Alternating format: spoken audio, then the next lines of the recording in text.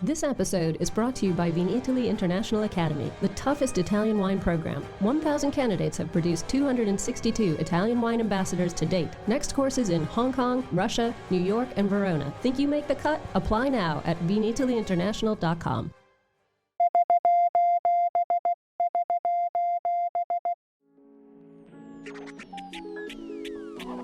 Welcome to our special SOS Everybody Needs a Bit of Scienza installment. This is a shout out to all the wine geeks out there. We need some feedback on the Professore's new book, the English version of Jumbo Shrimp Guide to the Origins, Evolution, and Future of the Grapevine. The Italian Wine Podcast is part of the Mama Jumbo Shrimp brand, and Mama Jumbo Shrimp is all about breaking down difficult concepts into small, bite-sized pieces. The issue here is that the new book is, well, a bit difficult to chew at this point, so we want to invite wine lovers out there to give us their input and advice to make the final product more reader-friendly. So have at it, wine lovers. Don't be shy. Send your comments to info@italianwinepodcast.com. Now on to the show. Hello everyone, my name's Stevie Kim, and this is another episode, a reading episode, if you will, of Everybody Needs a Bit of Scienza. And this is Richard Hoff. Did I say that correctly? Yes, indeed. Yeah, I think sooner or later I'll get it. You're getting better. Yes, so Richard, as you know, has been translating the book from Professor Scienza, and today he will delight us or make us fall asleep with another reading, another excerpt from the book. Go ahead, Richard. Yeah, okay, so this is chapter 10 of the book, which is called In Search of the Perfect Vine, A Dream Come True. It's quite a long chapter, so do nudge me if you feel you've heard enough. Okay. In the decades between the 19th and 20th centuries, agricultural research expanded significantly, both numerically and institutionally, in various European countries. This included the establishment of innovative laboratories and agricultural colleges inspired by Mendelism, biometrics, and mutationism. The new genetic understanding became important for hybridization, both from a scientific and productivity point of view. Different empirical laws of agriculture are used in physiology and genetics to orient oneself in the context of basic scientific investigation. Using knowledge or explanatory metaphors often borrowed from fieldwork, such as crossing, variety, and selection. Those who work in the field have different expectations depending on their background, interests, and point of view. The technicians of the experimental stations and agricultural schools more directly involved in its practical application approached hybridization not merely as a scientific problem, but above all as a practical mechanism for the creation of new plant varieties with improved productivity. More detached observers regard hybridization primarily as a scientific problem, and only as an afterthought did they consider the economic perspective. The unexpected arrival of the so-called American plagues and the devastating impact on the European agricultural economy gave fresh impetus to plant genetic research, bridging the gap between empirical geneticists and scholars of academic genetics, creating an alliance that would lead to the solution of the phylloxera problem in a relatively short period of time, with the creation of hundreds of hybrids.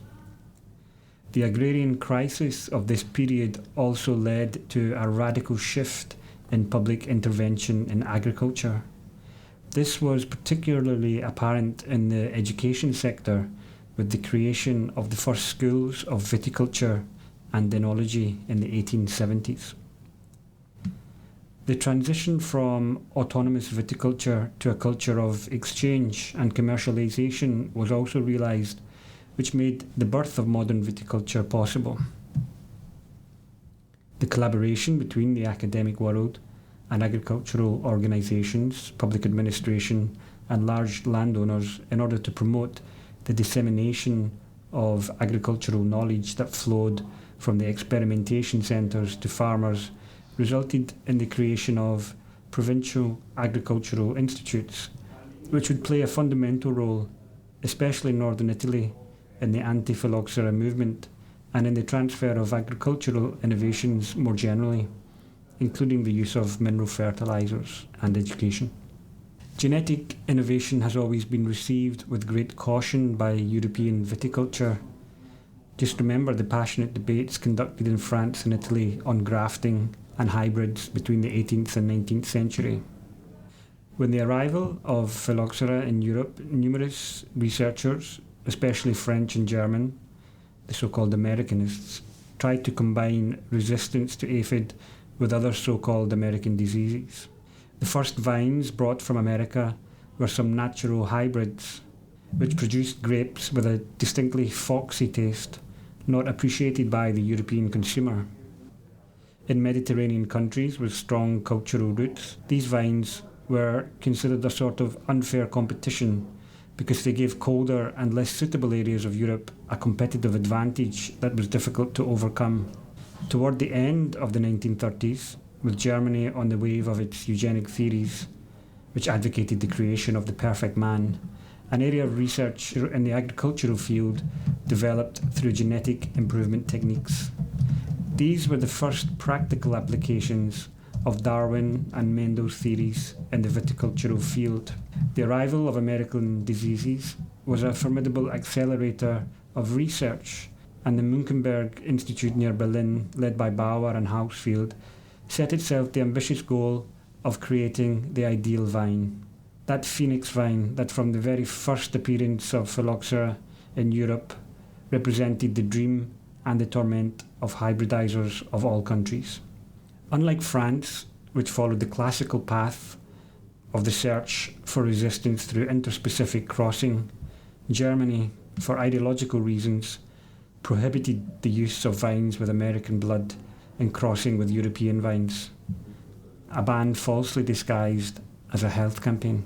In fact, Germany had developed a selection project through successive cycles of self-fertilization of Vitis vinifera, with the aim of favouring the emergence of individuals in which the characteristics of resistance were the result of genetic segregation processes. By sowing about 10 million Riesling seeds, 8 plants that tolerated mildew were created. The communication was given to the scientific world during the International Congress of Grape Genetics in Lisbon in 1938. The destruction wrought by the war prevented these results from being disseminated and evaluated.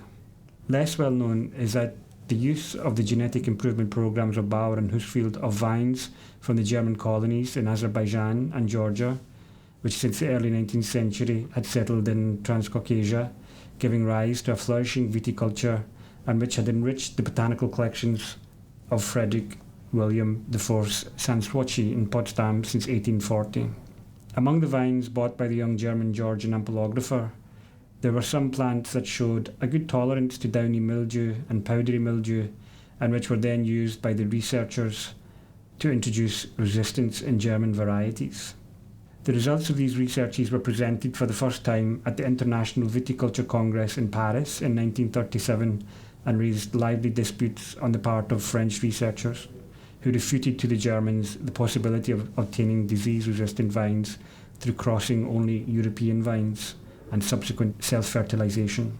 The first results of this new cycle of crossings that sees Italy in advantage over other countries are represented by the 10 vines obtained by the University of Udine in collaboration with Vivae VCR and some Friulian entrepreneurs registered in the National Register of Varieties authorised for cultivation. It can be considered the goal of the ideal vine achieved. For reasons we must unfortunately note that the goal of the perfect vine has not yet been reached. Okay, well, that sounds good. That's chapter 10, is that correct? That was slightly abridged version. I did skip some passages which were a bit heavy on the history and the detail. So You mean heavier? Heavier, yeah. So how many chapters are there? There are 13 chapters in total. Right. And I think, as I mentioned in a previous podcast, it's quite a short book, about 70 pages, but it's intense and dense. So for 70 pages, it's... So we'll put a lot of illustration. Yeah, I think that's going to be one of the ways in which we're going to make some of these topics more accessible, digestible, illustrations. We've got, as you know, a great team of graphic artists here, so I'm sure they can come up with something that is going to help. I'm also toying with the idea of maybe doing both in Italian and in English for the first time. I don't know. What do you think? Yeah, I think that's a good idea. I mean, obviously the original text is in Italian, so there's no reason why we couldn't do that. Yeah, give a back-to-back translation, if you like, with English going one way and Italian going the other. Yeah, we'll think about that. And for the audience, for the listeners out there, if you think that's a good idea, please let us know. If you think it's a crappy idea, let us know. That's why we are here. This is an outreach series episode trying to figure out how to improve the next book from Professor Attilio Scienza to make it more accessible, to make it more comprehensible and approachable. There you go. That is all for now. It's a wrap for Everybody Needs a Bit of Scienza, the reading edition episode, if you will, with Richard Hoff. Until next time. So don't forget to follow us on, of course, social media. Thank you so much for your support. So we have a small ask. Please subscribe. And if you'd like to, of course, make a donation, even better. And Mama Jumbo Shrimp is the YouTube channel, which we collate all the videos from the On the Road editions, is now alive, has been alive for about 8 months. I think we're going into our 8 months. So have a look at that. It's called Mama Jumbo Shrimp. You can also find us on TikTok and Pinterest. Okay, there you go. And of course, wherever you get your pods for Italian Wine Podcast. That's it for now. Signing off here, Stevie Kim with Richard Hoff. Ciao ragazzi. Ciao. Thank you, Stevie. Listen to the Italian Wine Podcast wherever you get your podcasts. We're on SoundCloud, Apple Podcasts, Spotify, Himalaya FM, and more. Don't forget to subscribe and rate the show. If you enjoy listening, please consider donating through ItalianWinePodcast.com. Any amount helps cover equipment, production, and publication costs. Until next time, chin chin.